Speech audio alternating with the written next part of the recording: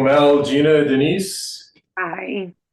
Good morning, everybody, and good afternoon for those that are in the other time zone. Mine. So I've been reminded also that um, we've been doing some, seated practices, and I've been reminded that there are a lot of people with autoimmune diseases, besides people recovering, that typically can't maybe stand up for this entire time. And so I'm going to just continue because I'm putting together a series, kind of a package of that, of how you can mix the two together. So we just did some padding. Again, you could do that sitting down. And this way, you're not standing up the entire time. So eyes, and everybody who wants to stand up the entire time, it's fine.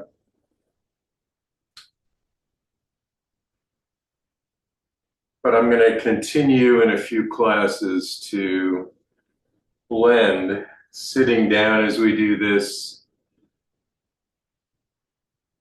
with standing up the whole time, because that's going to be a lot more useful for also those people that may be too weak from autoimmune situations, of which seems to be in the rise.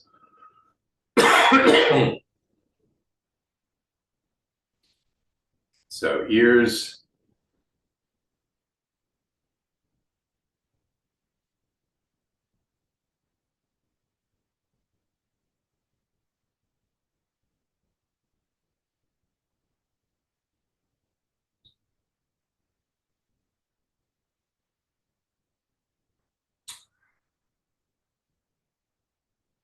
and then pulling down earlobes.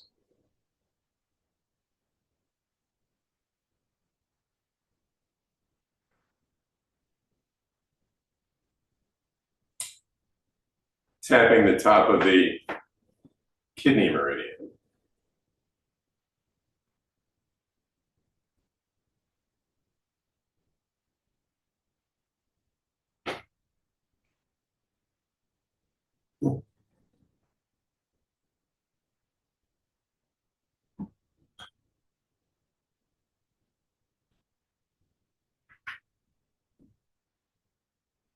Thymus gland.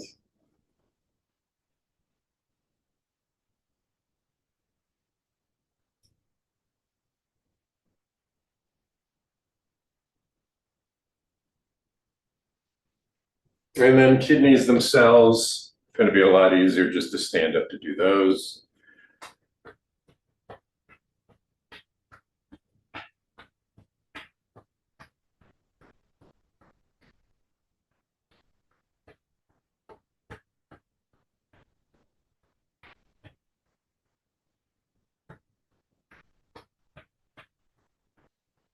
And then we want to go to our lymphatic. So collarbone first. So the first half of the lymphatic can be done seated.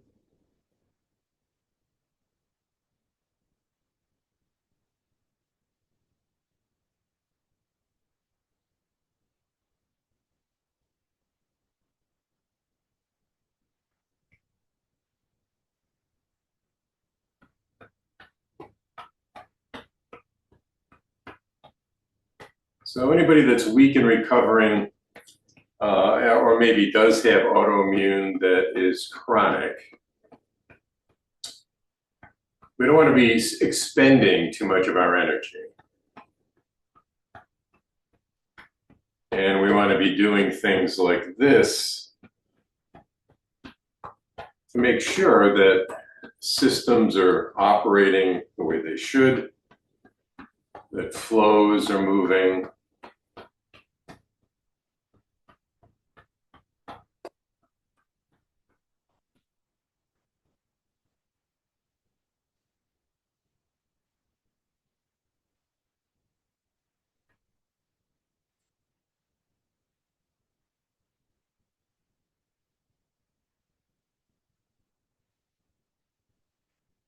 I've been asked by some other practitioners who have clients that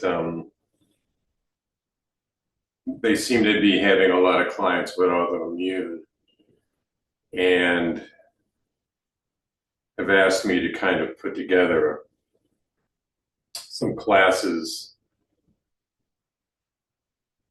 like this, which would be good for those people as well as anybody in any kind of recovery situation. So, sides of neck.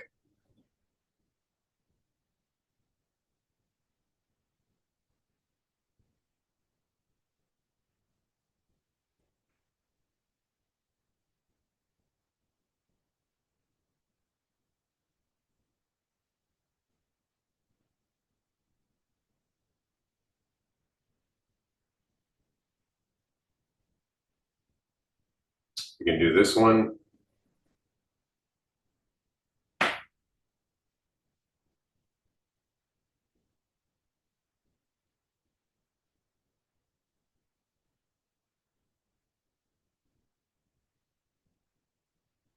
And then also back of the neck. So often if these areas in the back of the neck are tense, that could definitely inhibit the flow of the lymphatic.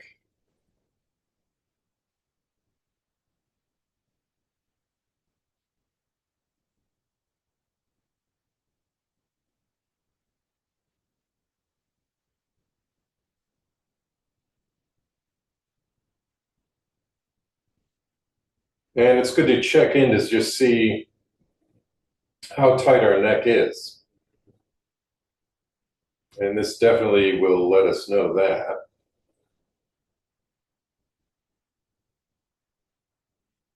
And then squeezing or releasing brainstem.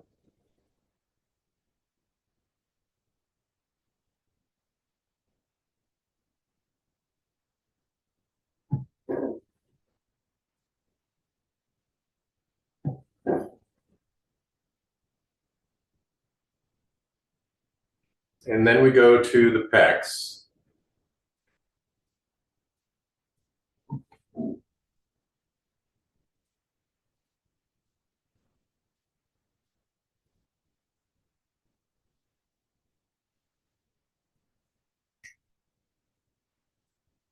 So we go to this sore point area. Even if it's not sore anymore, remember where it is because there's a lot of nodes here.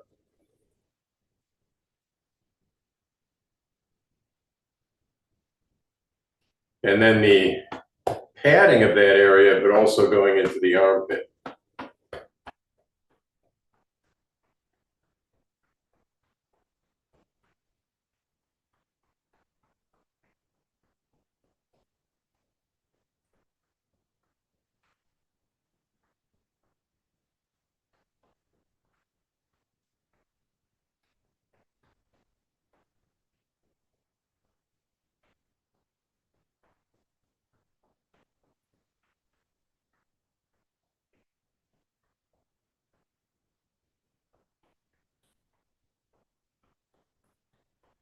And remember, if there's any puffiness in the armpit, you definitely want to be spending more time in that area, in this pectoral area, doing more work.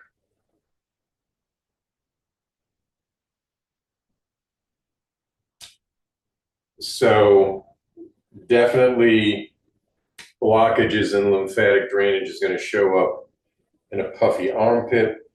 It could also show up in a bloated stomach.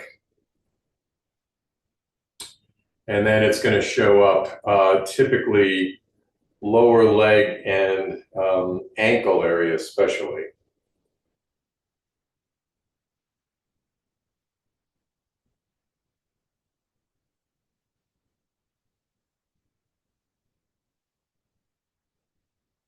And so the last three, probably could do this one sitting down, but alternating sitting down and standing up is again, going to save energy. Be available to somebody to do maybe a longer class. And then also provide the benefit of doing some of this work standing up also.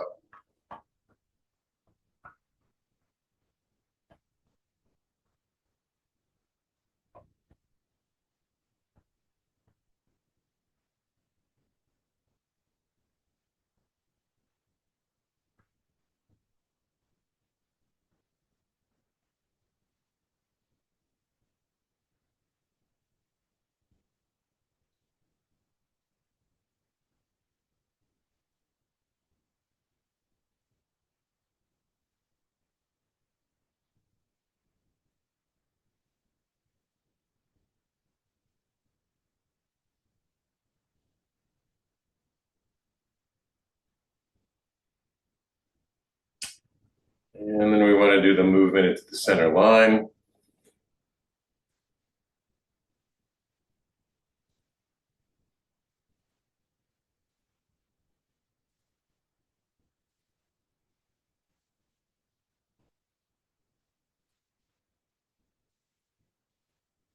Stomach meridian movement also is along that center line.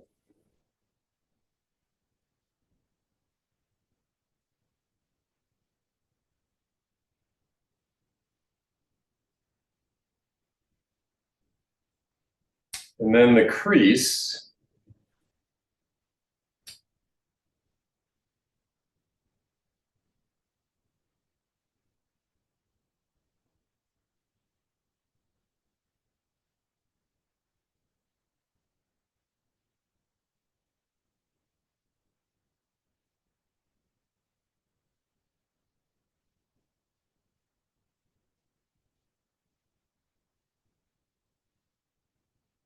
And back of knees. So the area in the back of the knees is especially going to be important because someone is doing a lot of sitting during the day. That bent portion in the back of our knee, it's really hard to get things to flow through that.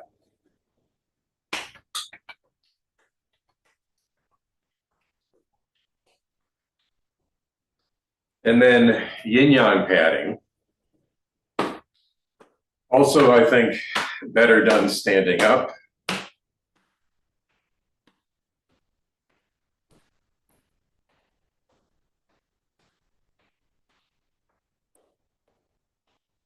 Let's say arms, you could sit down to do this part.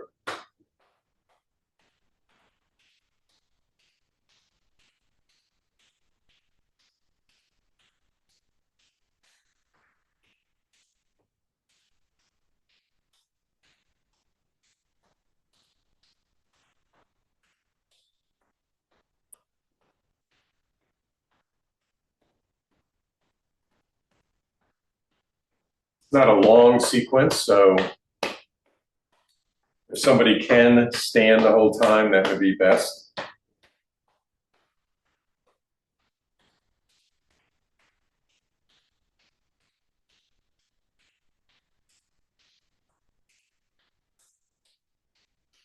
Again, when we're doing any of this, notice any tender areas.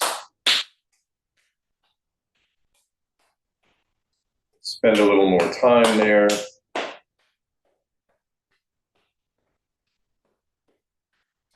Down the sides of the rib cage, around the belt.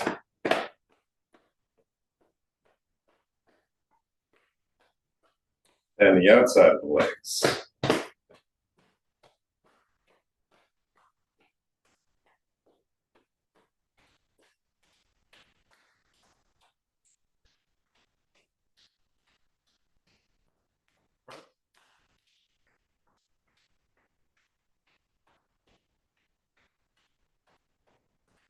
Around the belt again.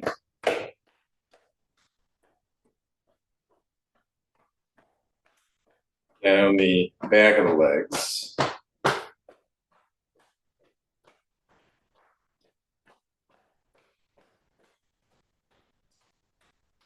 and up the inside.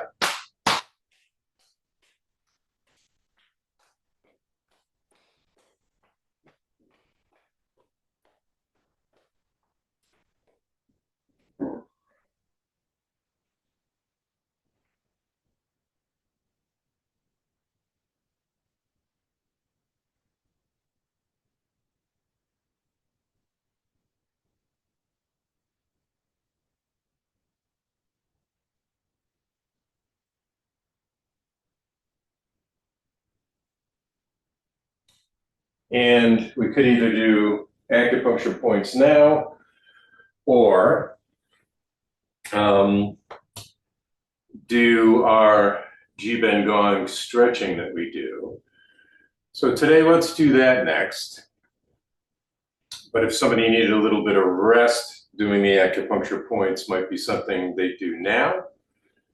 And then do the stretches. So some of the stretches, again, can be done seated. Wise owl looks backwards is fine for that.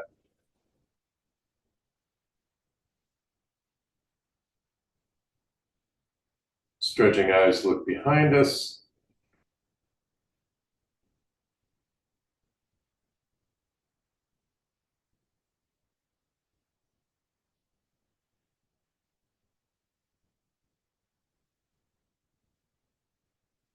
And again, we don't want our back up against the back of the chair because we want to feel our spine moving as we do this.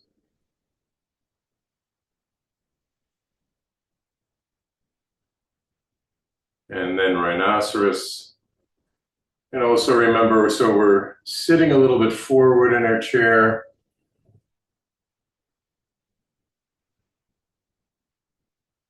And our spine is straight.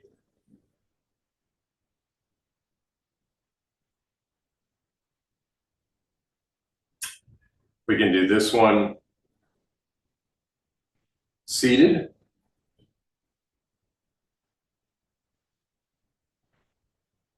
And again, for somebody with autoimmune, they may want to do some of the other shoulder exercises.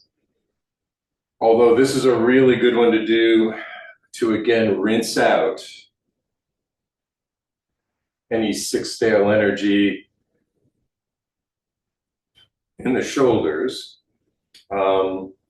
Snake body, you could do sitting down.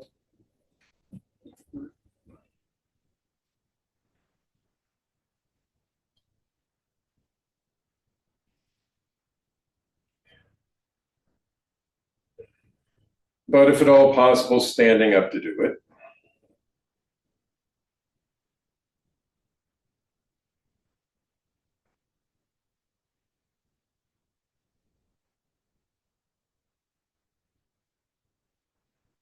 The hip rotation can also be done seated, so I'll show you that a little bit later.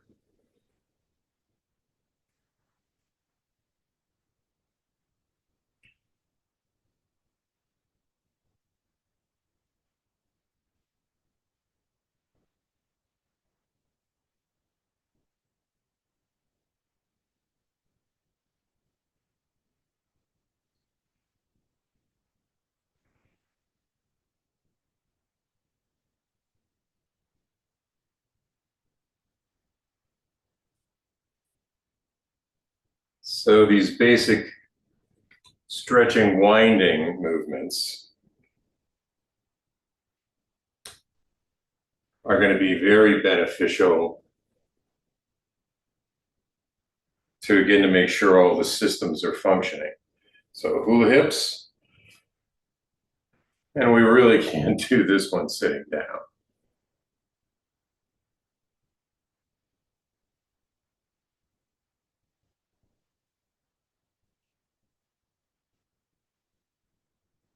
I would suggest more open knees for this series to do the rotations. You can do them close together if you want to do them that way. Same thing with the flexing knees.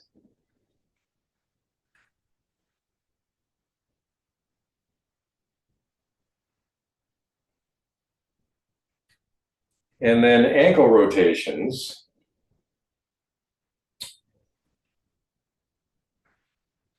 Probably I would just do this one, because the other one takes a lot of strength in the legs, balance, and this is getting the lymph to move pretty well.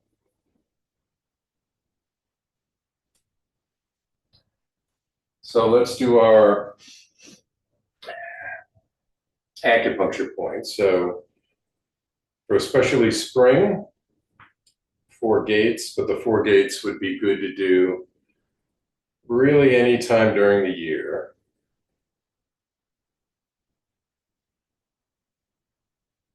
So large intestine 4, between the thumb and the index finger in the webbing. So this webbing, this area here, is called the hoku or the tiger's mouth. And remember, we're pressing in toward the index finger in that webbing area.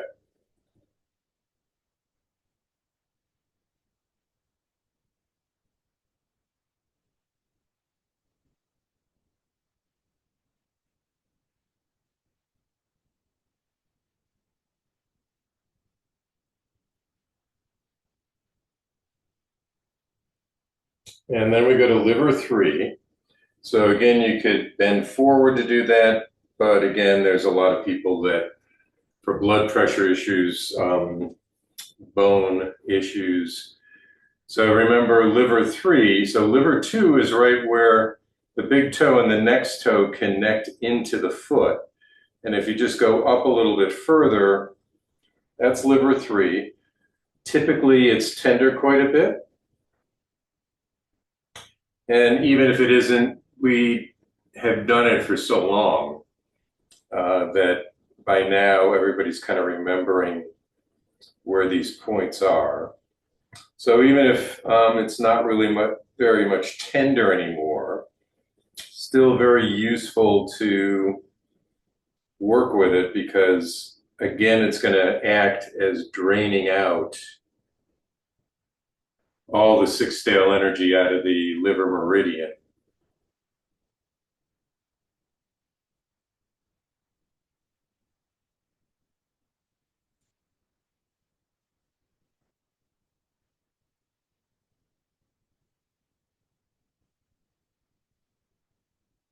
And usually we find,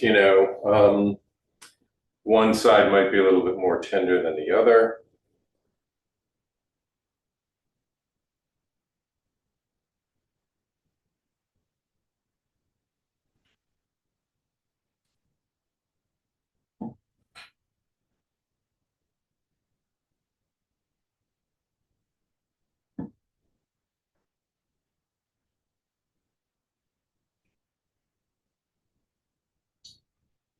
And if we go to the outside of the ankle, remember the gallbladder meridian is running on the outside of the leg. After we do liver 3, rubbing the entire ankle on the outside, just like we do here, same kind of motion.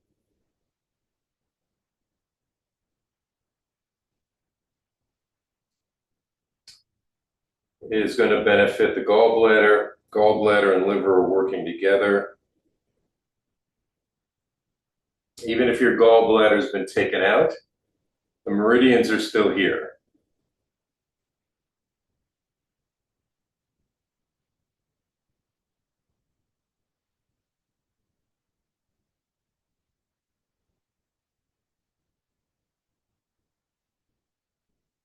So go to the other side, we do the other ankle.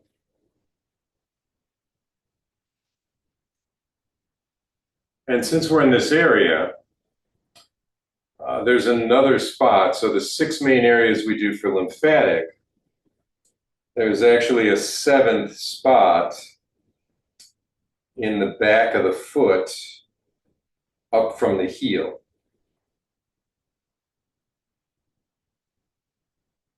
And so especially if you're noticing any swelling in the lower leg ankle area, you definitely want to be doing this part also, where we're just sort of massaging. So it's even really above the ankle bone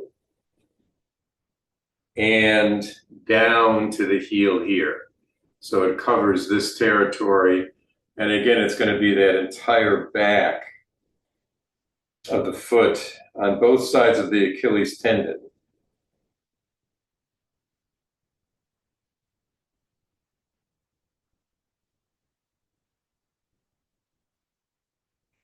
And so everything from the feet are first pouring into this area before they go to the back of the knees. So let's do the other side. And especially with autoimmune and recovery, we really want to make sure our lymphatic system is functioning as best as it can.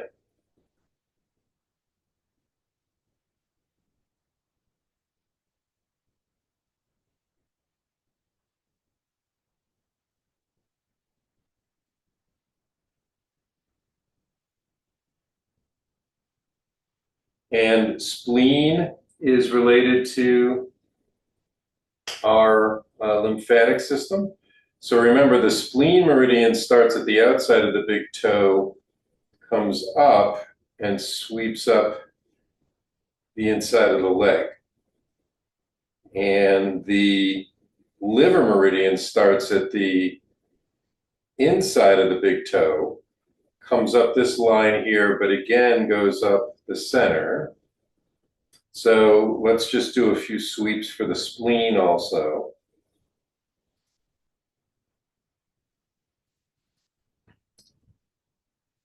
Because that work's going to be really beneficial for spleen, lymphatic.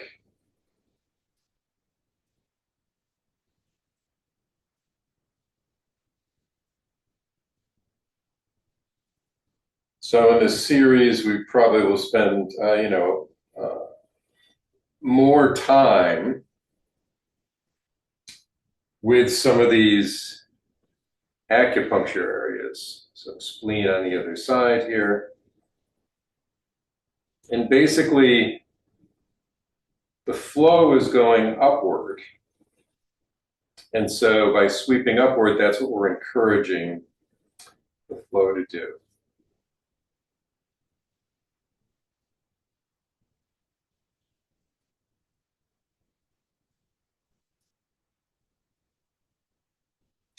And remember, again, any little spider veins or discoloration in this area is also showing not good enough lymphatic drainage going on. So let's do spleen 6.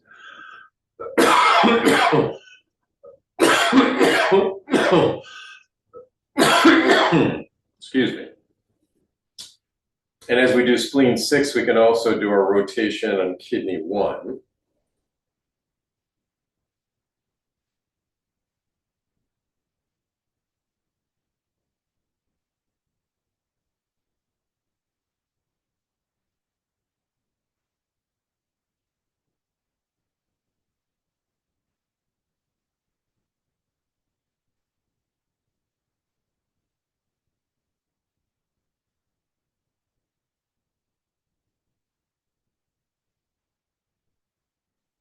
And then spleen 6 on the other side.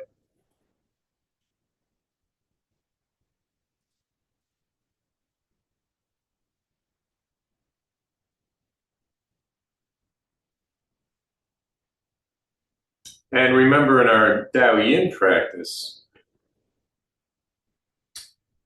doing this circular massage on kidney 1, it's recommended that you do it 81 times.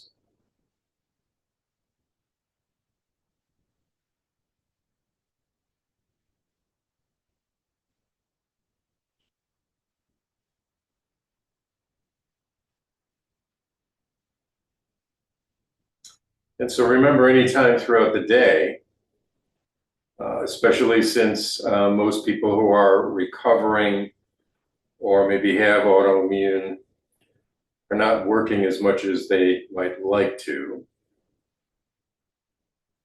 You can be doing more of this work again some other time during the day. So let's do stomach 36.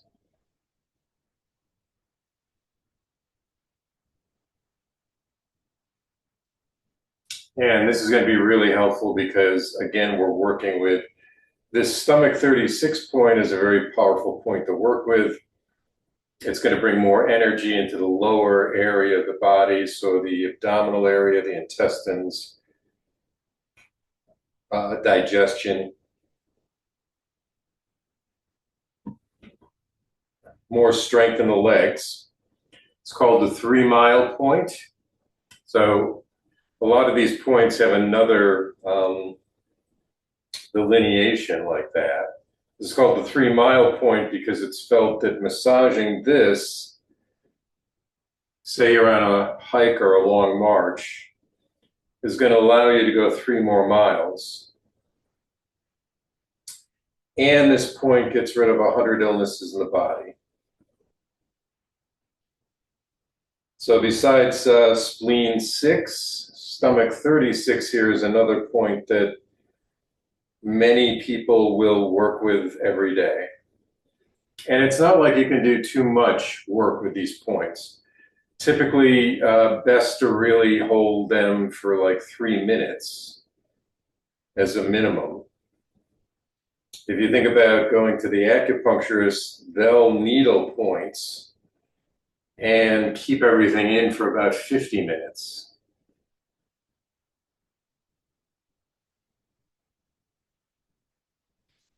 Now at home, you can use essential oils on some of these points, and there's very specific essential oils, but you could use,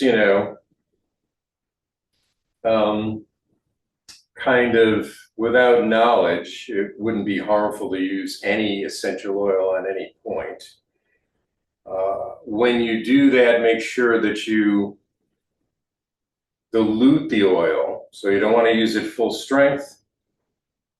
You can use a carrier oil. Jojoba is very typical as a carrier oil.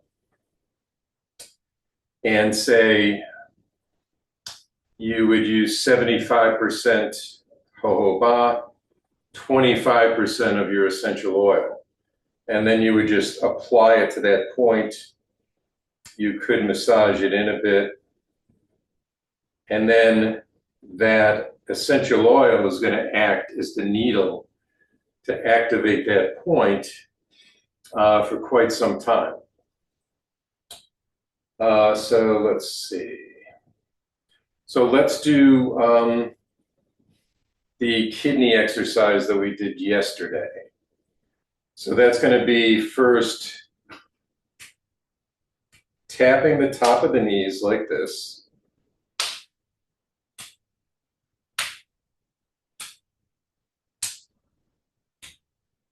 And imagining that we're nailing the bottom of our leg here into the earth.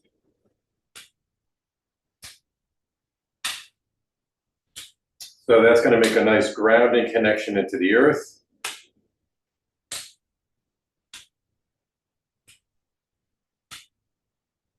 And we just alternate this a few times.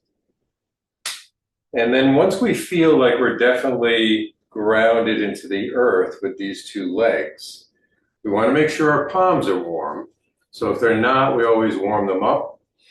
And then what we do is a clockwise and a counterclockwise circular massage. So we're feeling that chi heat pour into the knees. And the knees have a connection into the kidneys. So as we're doing this massaging here, we're also feeling and imagining that the flow of that massage is moving up into both kidneys in our back here. And we want to imagine that the midnight blue color is glowing brightly through and around the kidneys.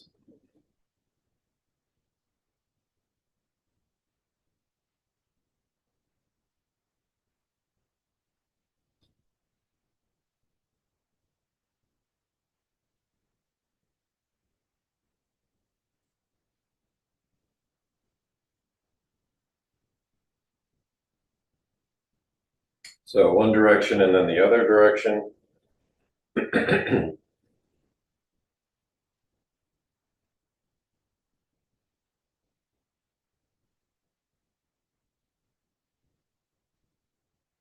Remember, always feeling the midnight blue is saturating the kidneys.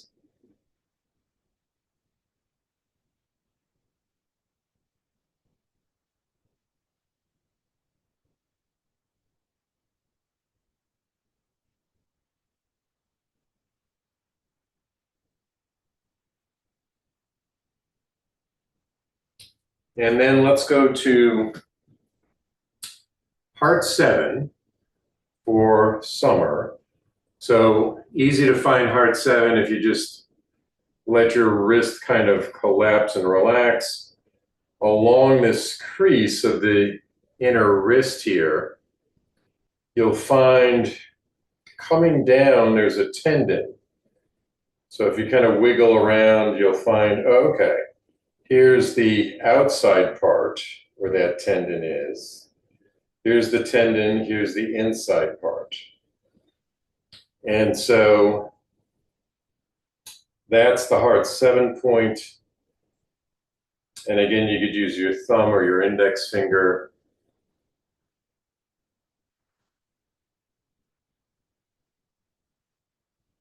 And this is a really good point for our heart.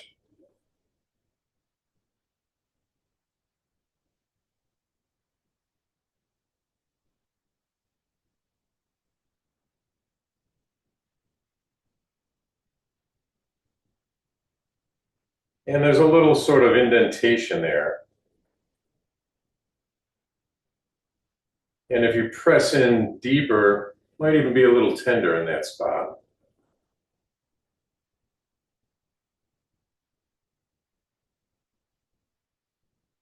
And let's go to the other side. Again, we find the tendon. We go to the little indentation on the inside of the wrist at the crease.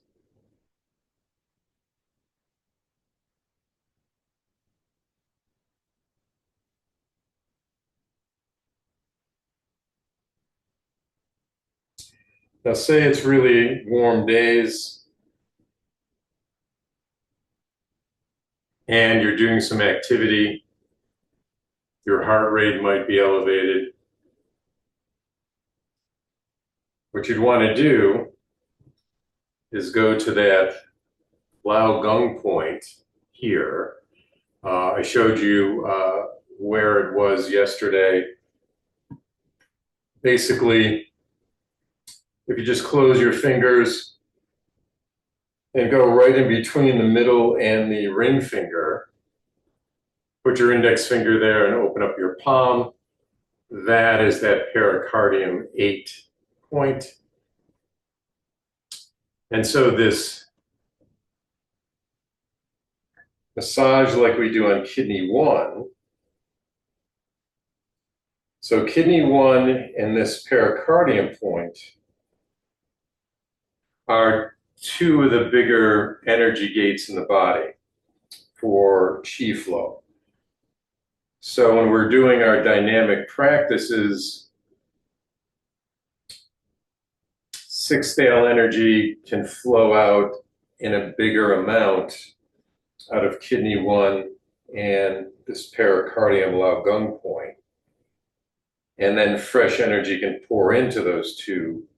So these 4 gates are also something that's important. If we do this massage, and again, we might want to do it a minimum of 36 times, and we're doing it thumb to little finger. So we're only doing it in this direction. We're not doing it this way. We're massaging this way. And this is something that Ayurvedic also teaches, is to massage this point, even though they're using marma points more than, say, the acupuncture points. There is some correspondence for sure with different points. But this, and do it on both sides, remember it's thumb to little finger rotation. So this will especially be useful if the heart is overheating on a really warm day.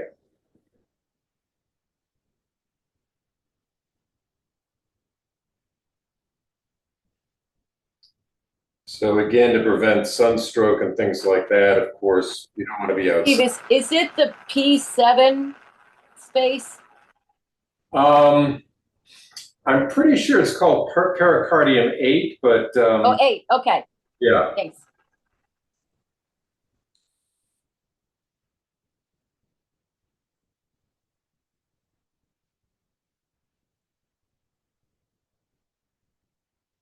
But this would be a very important practice to do on a really, really hot day if you have to be outside. Because this is going to pull the heat of the pericardium into the palm. And then it can be released.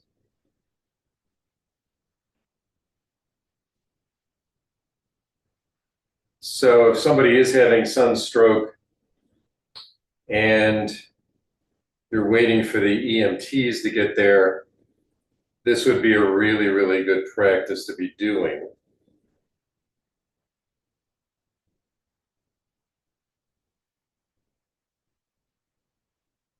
Okay, so our practice we're going to do is going to be stem cell Qigong.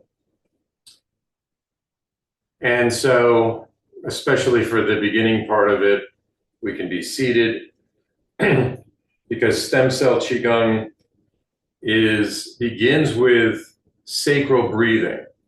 So our sacrum, which is down here in the back, so tailbone is the bottom, top of it is connecting to the spine. There's 4 holes on each side. And so when we do this sacrum breathing, again, whether we're standing up or sitting down, we want to make sure our posture is straight with our spine. And we're inhaling and exhaling, but our awareness is moved down into that sacrum, and we're imagining that the sacrum is expanding a little bit on the inhale, contracting a little bit on the exhale. So let's just try a few of those breaths. So just slowly inhaling through the nose, feeling the sacrum expand a little bit, slowly exhaling through the nose, feeling the sacrum contract a little bit. So just like your lungs are expanding and contracting, feel that the sacrum on the inhale is expanding a bit, and then relaxing on the exhale. So on the inhale, it expands a little.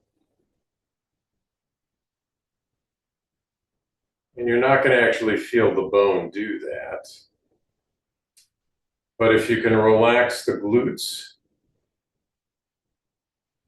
and all the muscle, tendon, connective tissue surrounding that area, you definitely can start to feel a little subtle expansion and contraction in that area.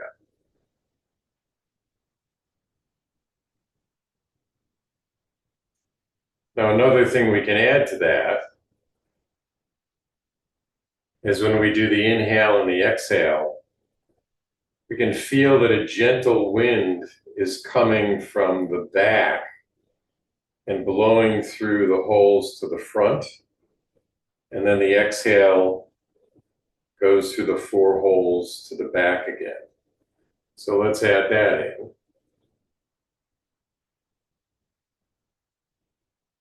So just feel the movement of qi moving through that sacral area. This is an important little meditation to do. You can do it on your own. Because before the lungs were formed, it's felt that a lot of the breathing was done in this area. So this is where the original breath is, and we can reconnect to that space.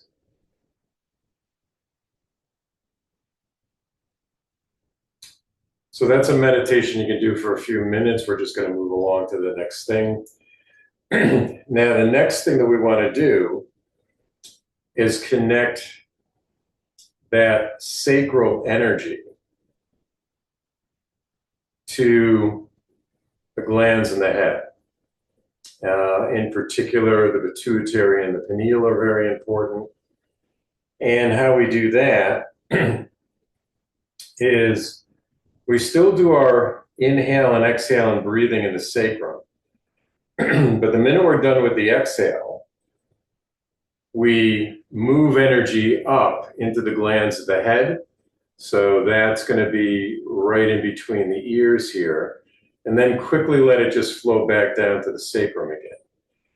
So one easy way to do that is to look downward as we're breathing in the sacrum, inhale, exhale, and then quickly shoot our eyes upward to reach the glands in the head and quickly shoot them back downward again. And then we do our next inhale and exhale in the sacrum. So let's go to that part. So the inhale expands the sacrum. The exhale contracts it back. We shoot our eyes quickly up and down, and then we breathe through the sacrum again. So that's shooting our eyes quickly up and down. We imagine that we are making that connection with the glands in the head.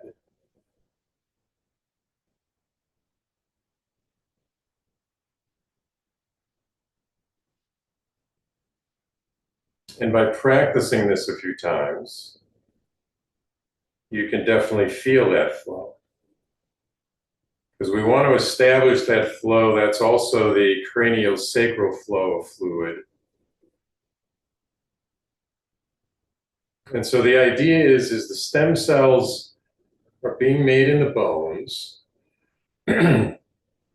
but one of the biggest stem cell factories is the hips.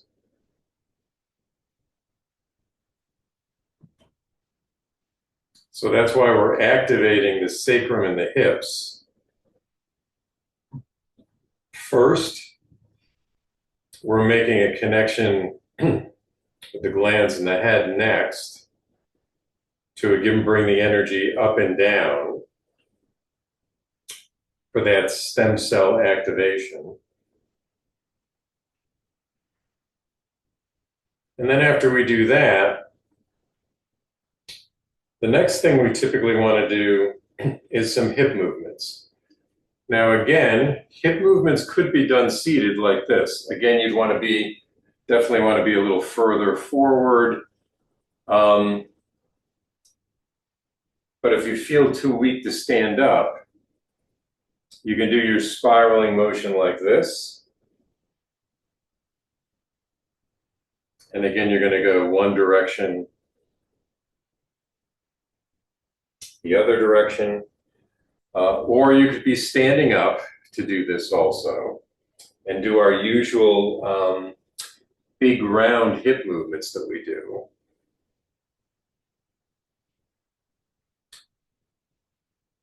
Either way, we're stimulating the kidneys pretty well here and that hip area. So as we're doing this movement, we want to kind of talk to that stem cell production in the hips. And I've kind of made up a little story that I usually follow. So the story I follow is usually the owner of the stem cell factory has been away on vacation in Bora Bora. So remember, we go one direction, then we go the other. And finally, he's come back to the stem cell factory. But as he comes back, he's noticing that the quality control has fallen off. And so while we're doing this movement, we want to really try to engage with the original stem cells in the body, of which they are still there. Now, typically, adult stem cells are where they're functioning. But for this particular practice, we want to really tune into the original stem cells. And we want to inform the factory to be making original stem cells. So again, we can go other direction. And you can be doing this part standing up if you want to with the big hip movement. But if somebody needs to be seated, this works just as well.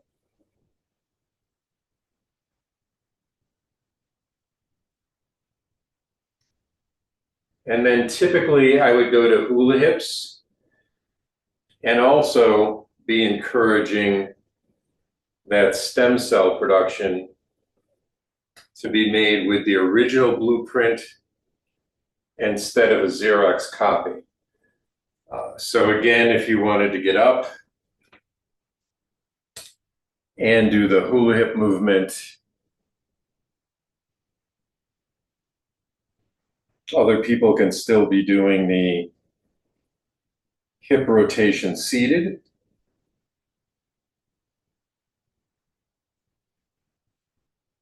So now that we've informed the factory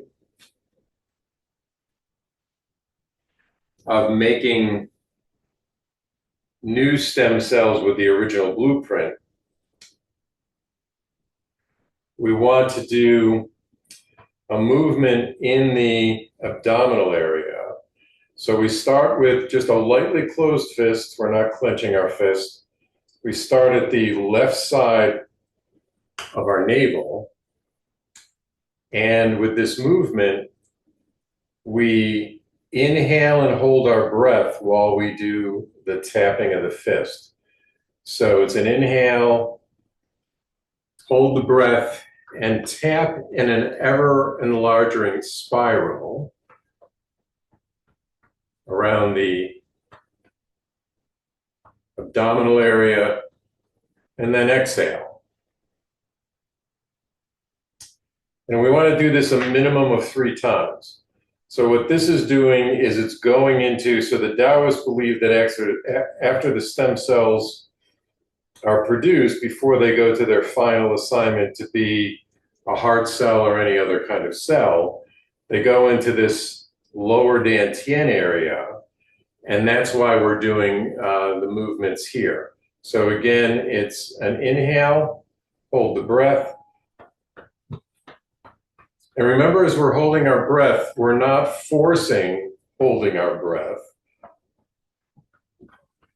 We're doing it for just as long as we can. And then the exhale. And you want to do this one at least 3 times. You could do it more, but 3 times is enough. And it's the inhale, hold breath, spiraling.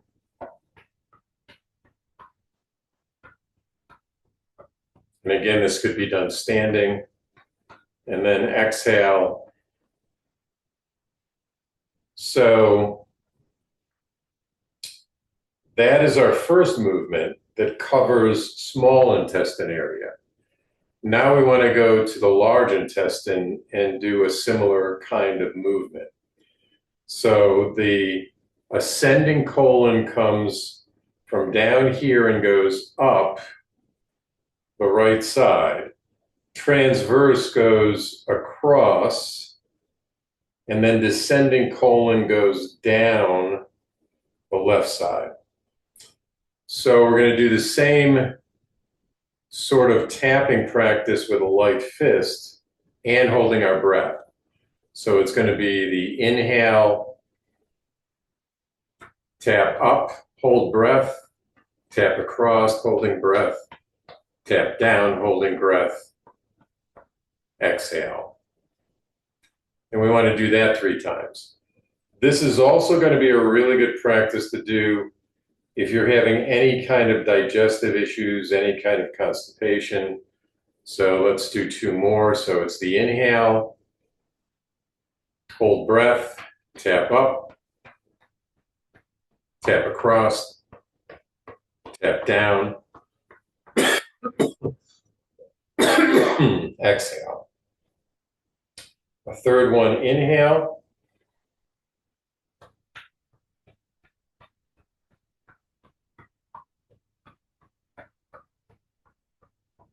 exhale. And the next part is there's 2 valves on either side here. Probably better to stand up to do the valves. So the valve over here is called the ileocecal valve. And that opens and closes. And that's what allows the transverse colon to move things outward. So for this part, and there's another valve on the other side, which also is doing a function at the ascending colon.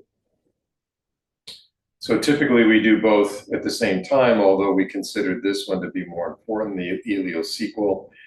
And sometimes these valves open and close or don't function the way they should to, again, work in a way that clears all of this material that we're trying to get rid of.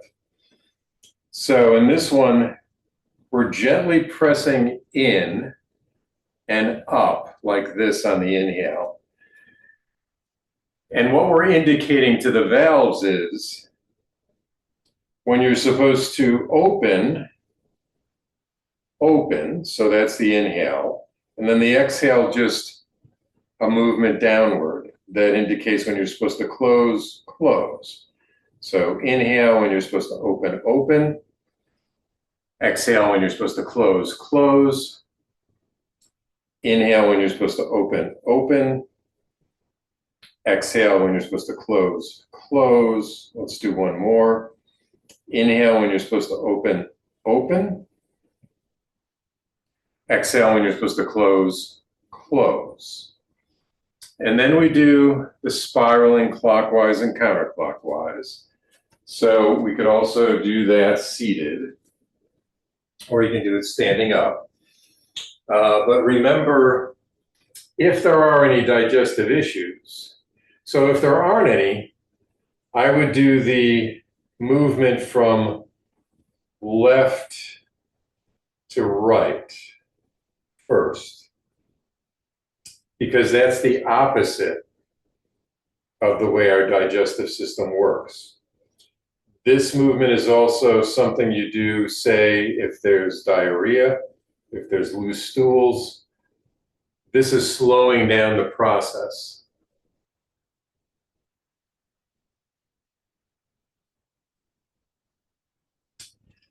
And if you don't have time, you could do 6 times each direction. What I would probably do for this one is 9 times the correct direction. So say you did 6 times this way, you'd finish doing 9 times, going up the ascending, across the transverse, down the descending. Because then this is, again, establishing the flow pattern to get that waste material out of our body.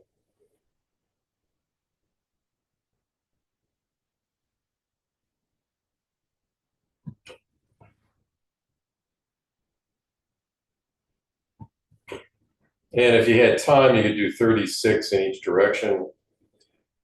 We're definitely out of time for today. So thank you for coming to practice together. Thank you, Steve. I'm wishing you and everybody a nice afternoon. Thank you. Everybody have a great rest of your day. Bye-bye. Thanks. I'll see everybody next time.